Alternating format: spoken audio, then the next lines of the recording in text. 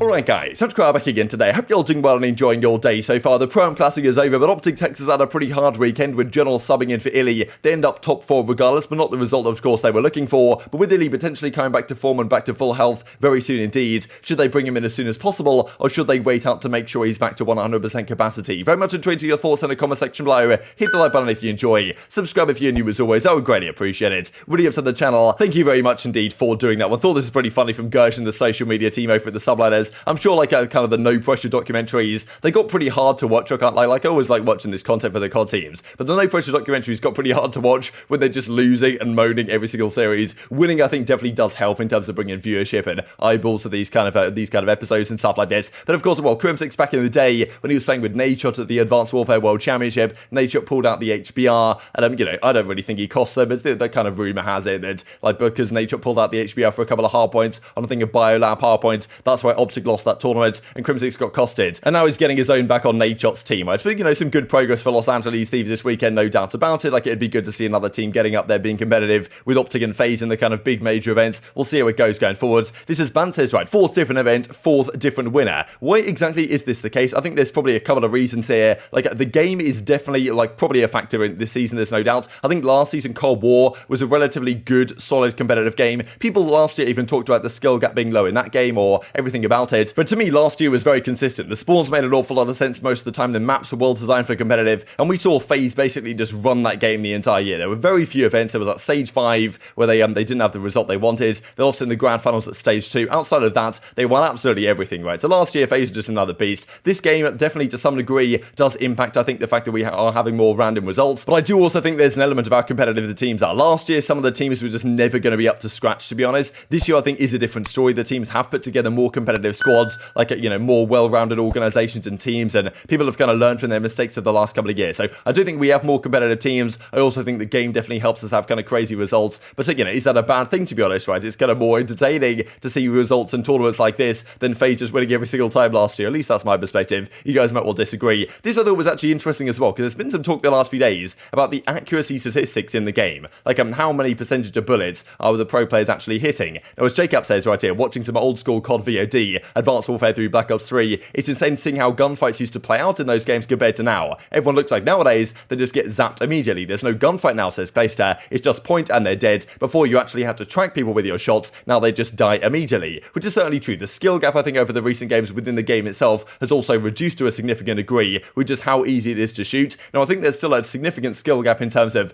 teamwork and making the right play all the time, and like communication, this type of stuff. Like, I think that's really what separates a lot of the top teams rather than just raw gun skill. Some players are just different, right? You watch Dashy play or Cellium or something, like they do just hit shots that other players don't. But if you look at this actually, so JB Krez actually looks into the accuracy statistics and sees that back in Infinite Warfare about 22% of shots were hitting, World War II is about 23%, Cold War and Vanguard are way higher than that, 30%, 28% or something, like, you know, way higher. So does this mean that the pros of today are just way more talented than the pros of a few years ago? Don't really think that's the case at all. It's more likely to be the game itself. That's kind of what JB Krez says here. Even during Black Ops 3 champs, there was no player above a 26% accuracy during Black Ops 3, so that was pretty much 25, 26 was realistically the highest you were ever going to get out of some of these pros. So why exactly is this the case? There's been some kind of discussion about it. Maven says, okay, when did rotational aim assist come to Call of Duty? And X reckons, like, that's been a thing forever. But what's happened these past few games is that the range of kind of aim assist that you get has actually increased by an awful lot. This is something I noticed going back to play like Plutonium Black Ops 2 in the last off-season, is that the MSMC or any SMG, if you weren't within a certain range, you just did not get aim assist. If you wanted to map someone with an MSMC, it was incredibly hard to do so, because outside of like relatively close range, you got zero aim assist at all. So I think that's probably part of the factor. Like, you know, Parasite was also talking about the way the game plays, and it's kind of like smoother nowadays on PC and stuff, so makes it easier to shoot as well. But I thought it was rather interesting, just maybe an example of how the skill gap the last few games has definitely been reduced, I think, over the last, well, really decade or so. It's been going downhill, and that also doesn't kind of help, I guess, towards consistent results. But again, at least that's one potential argument you can have on the matter. This then from Royal Ravens wanted to talk about, because Sub-Zero says 0, because it seems like he actually, I think the rumor had it last night that he was going to be going to a flex, but I think he said on stream he's actually going to go to a sub, and Nasty's going to be the flex for the team, and then Harry's going to be the main AR. So look, if this works out, fair play to them. But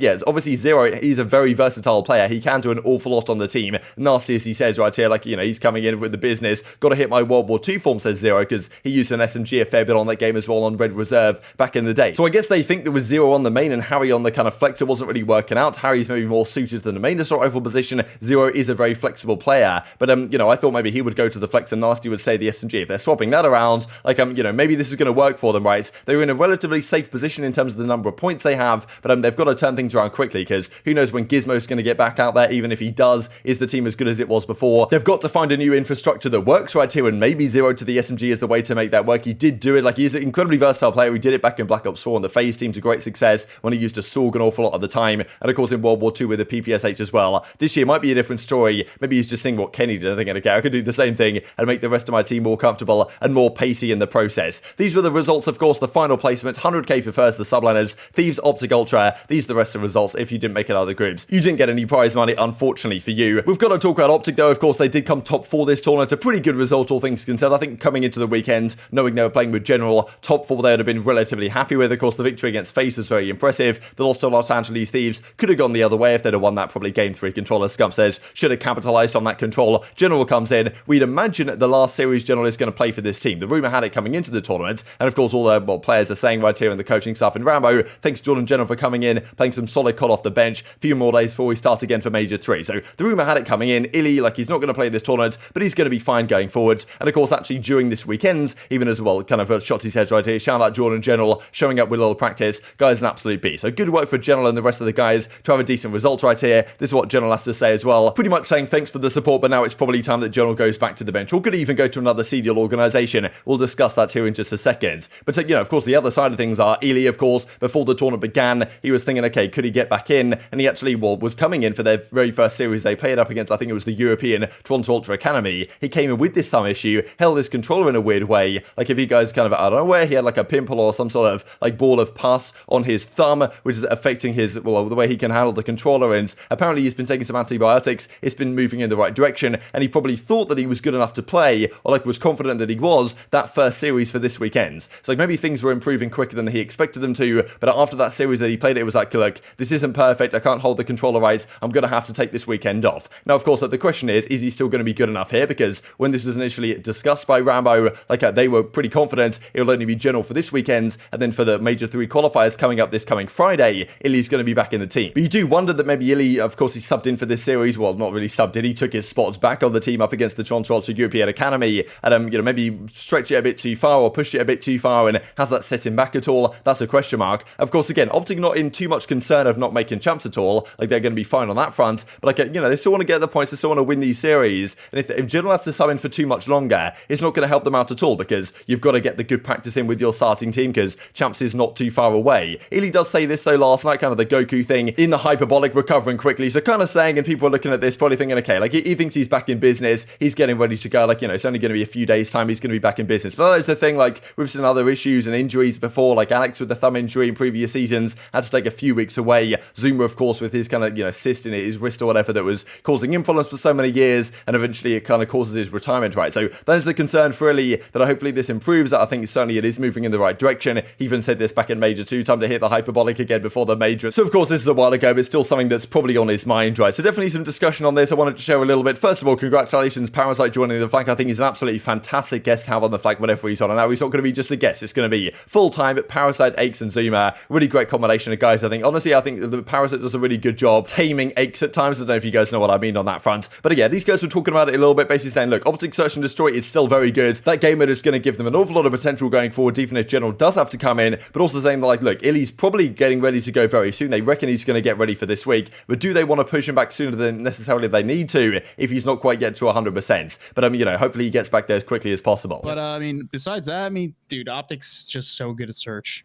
I mean, they clutched up though. I mean, they got a 1v2 from General, and Ninja defused some shots. You know, little plays like that. That's not like you know, like an actual there's Ninja. They just took advantage of the situation, and they had like the lanes covered, and he was able to get on the bomb and get behind it. Like, curious to see if iLLeY will be back. You think iLLeY will be back for those matches or no? Yeah, I imagine so. If he was able to play at least one game, and he played solid, so I would imagine he can. Okay, that's it's a whole week, you know. Yeah, I just don't want them to rush him back, because there's no need to rush him literally at all. Well, I want to know what it was specifically, so we can kind of like make that decision. But Like if it I was don't know. I don't know exactly what it is. saying it was like just an infected pimple or Yeah, something else. Or They're not in a position where they desperately need him to play, where they need points. So I mean, they just need to make sure that he's good and he's not forcing himself, because I mean, you already saw Ender's he's very resilient. He wants to, he wants to get out there and play, and even if he's maybe not he might not be at 100%, he's going to try to come back. They just need to make sure that he is completely healed, because the worst thing that can happen is there's complications by him coming back, and when it's too early. The other talking point here, actually, as Proto points out, of course, he was briefly on the Seattle Surge back in Modern Warfare, you guys might remember, but that Jordan General guy should be picked up as a starter. Is there an option for this, right? Because General played great this weekend, not in a role that he's particularly comfortable with, right? Dashy's still the main AR, General kind of put in as that flex role, bit of a difficult spot for him, like usually he's a main AR on a team. And of course, in this league, there has been some players and some main assault rifles that the question has been, could changes be made? Tough to see General really getting a spot in the league, and also you've got to wonder from his perspective, does he want to join a team? Like, let's say Paris say, look, Gravity, you've been playing great, we want General instead, we're going to kick you, get General in. Not really sure that would be a good idea, but still, does General really want to come in the league and play for Paris, or would he prefer to still be the sub for OpTic? Because you get a lot more gas when you're on OpTic, there's no doubt. Like, it's kind of the same thing with Formal in a way, that, I'm sure he wouldn't have, even if he wanted to still compete in Call of Duty. I don't really know if he'd want to have left OpTic as an organisation, of course. General is slightly younger, right, so he could still return to the organisation going forwards, but like, you do have to wonder whether he kind of prefers being a sub over there than being maybe a starter for another team, but I wonder where his competitive drive is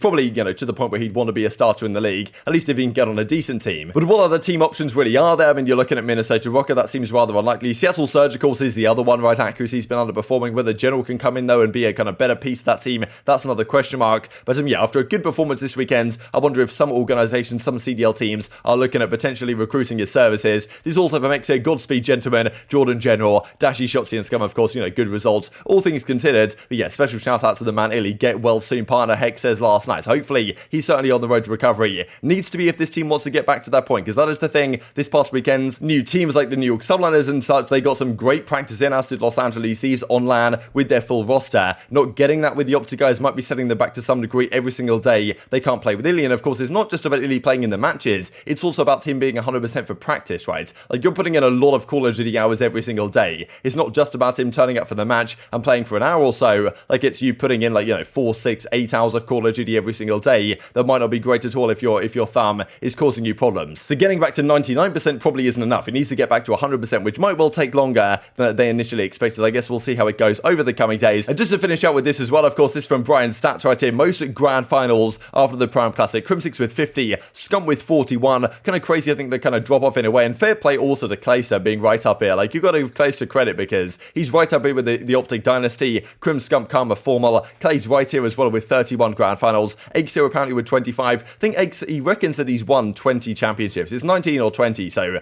I think aBeZy's maybe grand finals record might be the highest of anyone on the list. JCat with 23 grand finals. I think he's only won 9 championships though, so tough scenes for him. But yeah, TP 22, Merc 19, Slasher with 18, aBeZy 17. Kind of like, this is where you kind of get to the new age really. aBeZy and Simp with 18, 17 grand finals between them. Of course, like, if there were more events the last few years, they would have certainly been in more grand finals than this. Big Time with 15, Rambo, aBeZy, Proofy, Cellium even here, John, Parasite, and Abel, and we get down to Octane at number 11, tied with the Tatch, I guess, for 25th. But very much intrigued to your thoughts and all this stuff in the comment section below. Hope you guys enjoyed the video. If you did enjoy it, hit the like button, tell us your YouTube god, this is a good video, and looks like you should see it as well, and help grow the competitive Call of Duty community. Thank you as always, take care of yourselves, and I will see you next time.